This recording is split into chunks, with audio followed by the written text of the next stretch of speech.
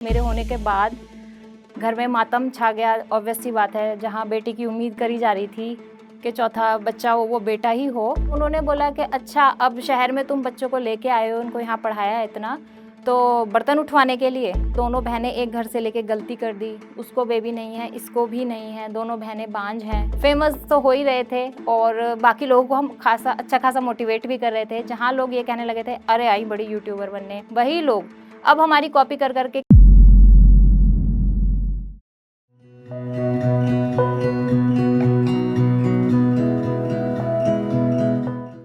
हाय, मैं हूँ राशि डेढ़ा और मैं एक सोशल मीडिया इन्फ्लुएंसर हूँ। आप में से बहुत सारे लोग मुझे जानते हैं, बट बहुत सारे नहीं भी जानते होंगे। आज मैं आपके साथ अपनी एक जर्नी शेयर करने वाली हूँ। मेरी इस जर्नी स्टार्ट हुई बिल्कुल आपको अपने बर्थ से स्टार्ट करती हूँ। जब मैं एक अनवांटेड बेबी गर्ल थी। मेरे घर में कोई नहीं चाहता था कि एक बेबी गर्ल हो, क्योंकि घर में ऑलरेडी मेरे 3 बड़ी सिस्टर्स हैं, तो किसी को नहीं चाहिए था कि एक चौथी बेटी और हो। मेरे होने के बाद घर में मातम छा गया। ऑब्वियस सी बात है, जहाँ बेटी की उम्मीद करी जा रही थी कि चौथा बच्चा हो वो बेटा ही हो, बिल्कुल ही चीज़ें अपोज़िट हो गईं। तो उसी चीज़ को लेकर मेरी परवरिश हुई, थोड़ी आगे हम पले-बढ़े, बट घर वालों ने, मतलब ख़ासकर मेरे पेरेंट्स ने, कभी ये चीज़ नहीं दिखाई कि हाँ, हमारे 4 बेटी हैं। बट सोसाइटी जिसमें आप रह रहे हैं, वहाँ पे आपको बात-बात पर, छोटी-छोटी चीज़ों पे आपको टोंट करा जाता है। आप 4 बेटियाँ हैं और किस तरह से इनकी अपब्रिंगिंग होगी, कैसे ये पलेंगी बढ़ेंगी, शादी कैसे होगी। 4 बेटियाँ हैं, इनको इतना दहेज कहाँ से दोगे? इनकी पढ़ाई पे इतना खर्च करने की ज़रूरत क्या है? क्योंकि ये तो शादी करके अपने घर चली जाएँगी, इनको देने की ज़रूरत क्या है? और शादी पे इतना खर्च कहाँ से कर पाओगे? क्योंकि मेरे फादर गवर्नमेंट जॉब थे, 5 बच्चों को शहर में रखना, उनकी परवरिश के लिए वो शहर में ही शिफ्ट हो गए थे। तो कैसे इनको रखोगे और आगे के लिए इनका दहेज कहाँ से इकट्ठा करोगे? क्योंकि हमारे सोसाइटी में काफ़ी दहेज भी चलता है। उसको लेकर भी उनके माइंड सेट किया जा रहा था कि जल्दी ही इनकी शादी कर दो, जैसे ही ये 10th पास करें इनकी फटाफट शादी कर दो, ताकि आप भी निपटें। तो ये सजेशंस उनको टाइम-टाइम पे मिलते रहते थे। बट मेरे फादर स्पेशली चाहते थे कि मैं अपनी बच्चियों को लेकर शहर में आया हूँ, तो इनको एक अच्छी एजुकेशन दूँ और इनको आगे बढ़ाऊँ। बट जब मैंने अपने आस-पास ये चीज़ देखी कि लड़के-लड़की में बहुत फ़र्क है, मेरे मन में बचपन से ही एक चीज़ रही कि मुझे कुछ अलग करना है और अपने पेरेंट्स को इस चीज़ से प्राउड फ़ील कराना है कि उनको ये लगे कि हाँ, हमारी बेटियों ने कुछ गलत काम नहीं करा, बेटियाँ हो गई हैं, तो उन्होंने हमें प्राउड फ़ील ही कराया है। तो मेरा शुरू से ड्रीम रहा था केबिन क्रू बनने का। मुझे बहुत शौक था, क्योंकि मेरी सोसाइटी में, या बोलें कि उस टाइम पे इतना कुछ इस टाइप का था नहीं। हमारा एक कल्चर रहा है जहाँ पे लड़कियाँ सिर्फ़ अगर जॉब करेंगी तो गवर्नमेंट जॉब में टीचिंग लाइन में जाना ही था, क्योंकि शादी के बाद भी आप इस चीज़ को अच्छे से कैरी कर सकते हैं। शादी के बाद अगर आपके इन-लॉज़ आपको अलाउ करते हैं सिर्फ़ टीचिंग। बट मेरा मन था टीचिंग से हट के केबिन क्रू की तरफ जाना। मुझे था कि कुछ अलग करूँ, वो मेरे ड्रीम्स थे। जब भी मैं प्लेन को देखती थी, मुझे कुछ अंदर से फीलिंग आती थी कि मुझे उसमें जाना है, अपनी सोसाइटी में, मतलब थोड़ा-सा अलग करना था। और मेरे पेरेंट्स इस चीज़ के लिए बहुत ज़्यादा राज़ी नहीं थे, बिल्कुल भी नहीं थे, मतलब लगा लीजिए। बट मैंने उनको जैसे-तैसे मनाया, क्योंकि मैं हर एक चीज़ वहाँ उसके लिए बहुत ज़्यादा डेस्परेट हो चुकी थी। 2-3 दिन खाना छोड़ा, ज़िद करी कि मुझे केबिन क्रू बनना है, मेरा उसमें एडमिशन कराइए इंस्टीट्यूट में। कटिंग रखती थी न्यूज़पेपर की, वहाँ पे कॉल कर के खुद उनसे पूछती थी। सब सब फाइनल कर लिया था मैंने अपने बेस पे। फिर मैं अपने फादर को लेके ही जाने वाली थी उस दिन अपने एडमिशन के लिए, कि मैं जाऊँगी और अब सब चीज़ें फाइनल करूँगी।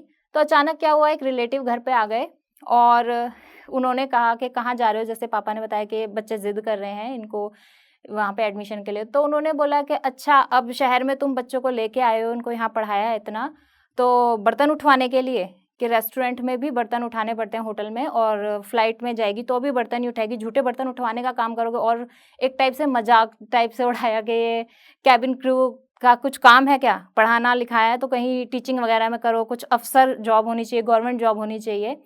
देन उन्होंने बिल्कुल मेरे फादर का ब्रेन वॉश कर दिया। जहाँ मैं जाने वाली थी बिल्कुल सब कुछ ख़त्म, फिर नहीं जा पाई। तो मैंने अपनी आगे की स्टडीज़ टीचिंग की तरफ ही करी, एनटीटी करी, जेबीटी करी, बीएड करी, और ये करने के बाद मेरी शादी हो गई। तब रिश्ते की बात चलने लगी तो मेरा माइंड एक हुआ, क्योंकि मेरी बहन की शादी हुई थी वो घर में, तो वो काफ़ी खुश थी, उसको काफ़ी अच्छा वहाँ पे फ़ील होता था।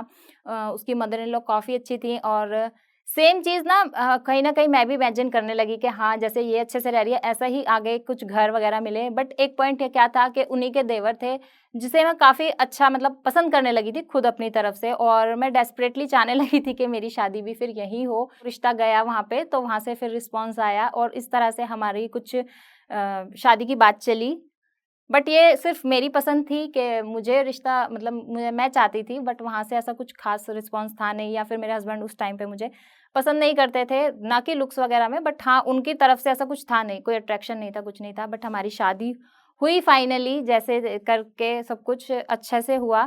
थोड़ा टाइम हो गया, 2-3 साल हो गए, तो अभी तक कोई बेबी नहीं हुआ था। फिर उस चीज़ का हमें ऊपर प्रेशर आने लगा कि बेबी क्यों नहीं हो रहा है, क्या है? क्योंकि घर में एक पहले भी ऐसा केस था कि बेबी नहीं था घर में कोई भी।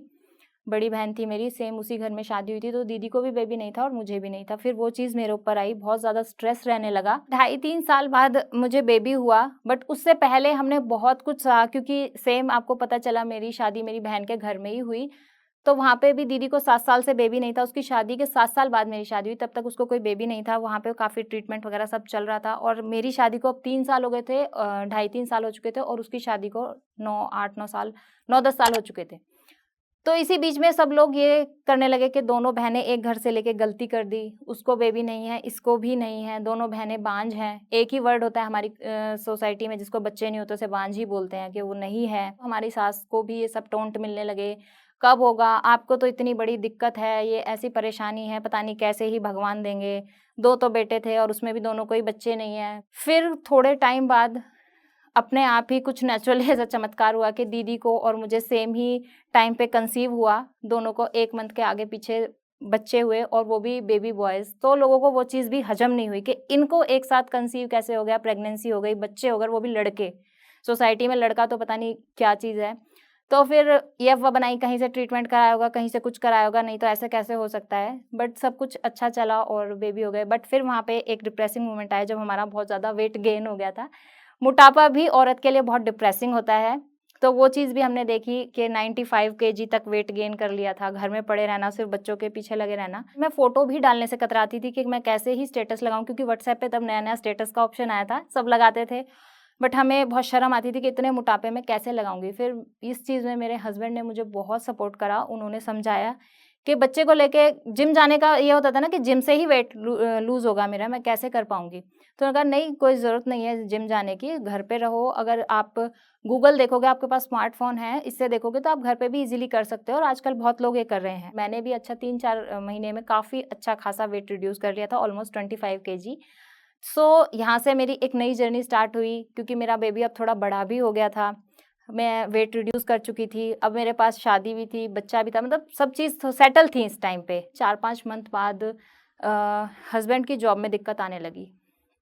उनको थोड़ा प्रेशर बहुत ज़्यादा हो गया था काम का। मेंटल स्ट्रेस इनको इतना ज़्यादा बढ़ गया था, काफ़ी ज़्यादा डिप्रेसिंग रहने लगे थे, रात-रात भर जगते थे काम के अराउंड, सुबह लेट मतलब जल्दी ऑफ़िस जाना, रात को लेट आना, टेंशन में रहना, घर में चिड़चिड़े रहना, ये चीज़ें मैं ना 2-3 महीने में इतनी ज़्यादा फ़ेस करी कि बच्चे को टाइम नहीं मिल रहा था। जहाँ हमारे पास पूरा-पूरा टाइम होता था, वहाँ बच्चे के लिए कोई टाइम नहीं था, मेरे लिए कोई टाइम नहीं था। उनकी हेल्थ को देखते हुए मुझे ये लगा कई बार कि कहीं कोई परेशानी ना हो जाए, कि जितना स्ट्रेस रहता है, कोई दिक्कत ना आए, आगे कोई बीमारियाँ ना हो जाएँ, तो ऐसी जॉब का क्या करना है जब वो ठीक से रहते ही नहीं हैं, काफ़ी ज़्यादा डिप्रेशन में रहते हैं। उनका खुद रेज़िग्नेशन मैंने साइन मतलब टाइप करा, और उनसे एग्री करके वो मैंने खुद ही भेज दिया था मेल। आज भी मुझे वो टाइम याद है जब उनको हमने वो मेल भेजा, घर में हमारे एक थोड़ा कोहराम टाइप से मचा था कि ये हमने क्या कर दिया है दोनों ने मिलके, क्योंकि एक अच्छी खासी जॉब है, सेटल है, बच्चा है, अब इस चीज़ को तुम यहाँ पे आके छोड़ रहे हो, आगे क्या करोगे? क्योंकि बिज़नेस सोचा था करेंगे, बट उसका अभी कुछ अता-पता नहीं था कि करना क्या है। वो सब भी ब एक डिप्रेशन ही था हमारे लिए कि अब अपनी जॉब होती तो शायद एक सैलरी आ रही होती, बट उस सब डिप्रेशन से निकलने के लिए, टेंशन से निकलने के लिए मैंने अपना टिकटॉक पे वीडियो स्टार्ट करी नॉर्मली, अपने टाइम पास के लिए, कि यहाँ पे घर में रहेंगे कोविड के टाइम पे, और आजकल आस-पास से इतनी नेगेटिव न्यूज़ आती हैं, कभी कोई कुछ हो रहा है, किसी के साथ कुछ, सो नॉर्मल वीडियो स्टार्ट करी। वहाँ पे मैंने अपनी वेट लॉस जर्नी दिखानी स्टार्ट करी, जो मैंने पहले कर चुकी थी। सिर्फ़ कैमरा उठाया, एक ऐप देखा और स्टार्ट कर दी वीडियो, जो अच्छा लगा जैसे, कोई कैमरा एंगल नहीं पता, कुछ नहीं पता क्या बनाना है। तो अपना जैसा अच्छा लगा वैसे डाल दिया, बट लोगों को वही पसंद आने लगा। वहाँ पे मेरे फॉलोअर्स बढ़ने लगे, उनको वो चीज़ें पसंद आने लगीं। ख़ासकर मेरा वेट लॉस जर्नी बहुत पसंद आई, और बहुत लोगों को उसने मोटिवेट करा। तो बहुत लोग पूछने लगे कैसे क्या करा आपने? इसके लिए आप एक यूट्यूब चैनल बनाइए। देन मैंने वो जर्नी वहाँ से स्टार्ट करी अपने यूट्यूब व्लॉग्स की। मैंने यूट्यूब चैनल बनाया और वहाँ पे अपनी वेट लॉस जर्नी, अपनी रेसिपीज़, अपना डेली रूटीन सब शेयर करने लगी। तो लोगों को इतना पसंद आया, एक ही मंथ में मेरे काफ़ी अच्छे वहाँ पे भी फॉलोअर्स मतलब सब्सक्राइबर बढ़े। और व्यूज़ अच्छे आने लगे। तो यहाँ से मेरी जर्नी स्टार्ट हुई थी यूट्यूब पर आने की। सो जब हम वायरल होने स्टार्ट हुए, तो लोगों को ये चीज़ एकदम से डाइजेस्ट नहीं हुई। आस-पास से रिलेटिव्स ने सबको, हमारे सास-ससुर सबको, हस्बैंड को बोलना स्टार्ट करा कि ये अब तुम्हारी बहुएँ क्या कर रही हैं, ये वीडियोज़ क्यों बना रही हैं, इनके कमेंट्स देखा करो, ये करा करो, वो करा करो। बट उसके पीछे सबसे ज़्यादा मैं बोलूँ हमारे जो आज सक्सेस है, इसके पीछे सबसे बड़ा हाथ हमारी सासू माँ का है, जिन्होंने हमें हर टाइम पे, हर जगह सपोर्ट करा है। तो उनको हम तक आने ही नहीं दिया उन कमेंट्स का, उन्होंने ही रिवर्ट करा कि जो मेरी बहुएँ कर रही हैं, अपने घर में कर रही हैं, अपनी 4 दीवार के अंदर कर रही हैं। और यही काम अगर ये बैंक में जाके करती तो इन्हें 100 आदमियों से भी पाला पड़ता। वहाँ पे ये क्या कर रही हैं, क्या नहीं, हमें कोई फ़र्क मतलब हमें दिखता नहीं। बट अब घर में क्या कर रही हैं, वो सब हमारी आँखों के आगे है। सो हमारी बहुएँ ऐसा कोई काम नहीं कर रही हैं कि जिसके लिए हमें शर्मिंदा होना पड़े या मना करना पड़े। तो वो अपना घर में अच्छे से काम कर रही हैं, क्योंकि इस टाइम पे मेरी अर्निंग्स भी स्टार्ट हो गई थी। तो ये एक जॉब की तरह मेरा काम बन गया था कि मुझे यूट्यूब पे भी व्लॉग्स बनाने हैं, मेरी अर्निंग भी आती है इससे। फेमस तो हो ही रहे थे और बाकी लोगों को हम अच्छा खासा मोटिवेट भी कर रहे थे। जहाँ लोग ये कहने लगे थे, "अरे! आई बड़ी यूट्यूबर बनने और ये क्या करती है, इन्हें कुछ आता भी है, चाय-पानी।" तो देन सेम वही लोग अब हमारी कॉपी कर के किचन की वीडियोज़ बना रहे हैं, वो यूट्यूब पे आ चुके हैं। जो हमारे लिए नेगेटिव बोलते थे, आज हमने उनको इतना इन्फ्लुएंस कर दिया है कि वो खुद हमसे मोटिवेट होके अब सेम काम कर रहे हैं। तो गाइज़, आज जोश टॉक के मंच से मैं आपको यही मैसेज देना चाहती हूँ कि अगर आप अपने मन की सुनेंगे तो आप बहुत आगे जाएँगे, लेकिन सोसाइटी में आपको बहुत ज़्यादा रोकेगी, आपको परेशान करेगी, नेगेटिविटी फैलाएगी, लेकिन उनके इस सोच विचार को छोड़कर आप अपने फ़ोकस रखिए और जितना आप आगे जाने की सोच रहे हैं, उससे कहीं आगे आप जा सकते हैं।